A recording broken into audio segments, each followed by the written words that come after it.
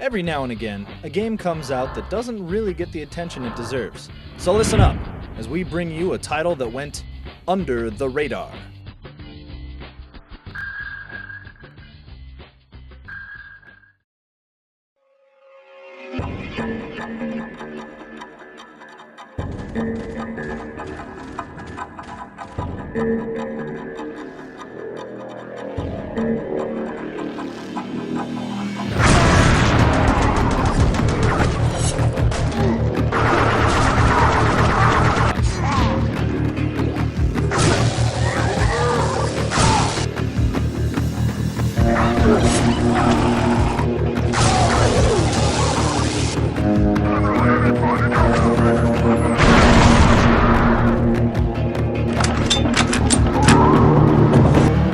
In early 2005, the Oddworld inhabitants released a game that was a step in a new direction.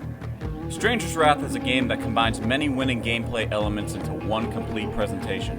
It's a little bit of first-person shooter, 3D platformer, stealth, and it all takes place in Oddworld's version of the Old West, where you get to play judge, jury, and executioner to any outlaw unfortunate enough to cross your path. You'll be jumping into the role of Stranger, a mysterious, hard-as-nails bounty hunter who's rounding up all the bandits in the Mongo Valley for, what else? Moolah. And you're gonna need to collect quite a bit of it to pay for this mysterious operation that Stranger apparently needs to save his life. The game doesn't really go into much detail about it, at least not for the first half of the game. But it costs quite a pretty penny. So in keeping with this, all the enemies you'll encounter from the lowly foot soldier to each level's big boss are worth considerably more moolah alive as opposed to dead.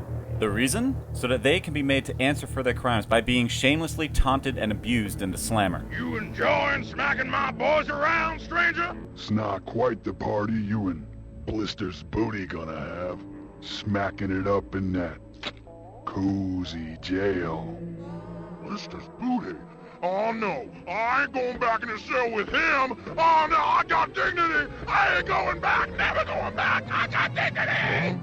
You do not want to know. The overall key to capturing foes alive is to use attacks that will damage their stamina rather than their health, thereby knocking them out rather than knocking them dead. While health damage is permanent, stamina regenerates, so if you don't beat them down quickly, they'll keep getting back up, more likely to be killed by your next assault. There's no real penalty for actually killing them, it's just not as badass if you do. After you beat these guys senseless, you can suck them up in your trusty patent-pending Vac-O-Matic, take them down to the bounty store and cash them in. The health system in Stranger's Wrath is fairly innovative, or at least not standard. You never replenish your health via power-ups, med packs, or any other traditional sense. Basically, whenever you have a moment, Stranger can just shake off all his wounds, trading in stamina points for health points. After that, you just wait for your stamina points to regenerate again. At face value, this may make the game sound kind of easy since you can fully replenish your health at any time. But there's a trade-off. All outlaws, even the lower level ones, do a significant amount of damage when they're able to hit you. Not to mention, you're constantly being swarmed by droves of them. At times, it can get frustratingly easy to get overwhelmed to the point where you just can't heal yourself fast enough. That being said, you've got more than a little help. All of the ammo that you'll be using in the game is live, and other than your trusted zap flies, if you want more willing participants for your indiscriminate destruction, you'll have to hunt them down in the wild, which, quite honestly, is not as hard as it sounds. The main cast of characters that will be starring exclusively on your crossbow are chippunks, bolamites, stunks, thud slugs, fuzzles, sting bees, and the always fearsome boombat.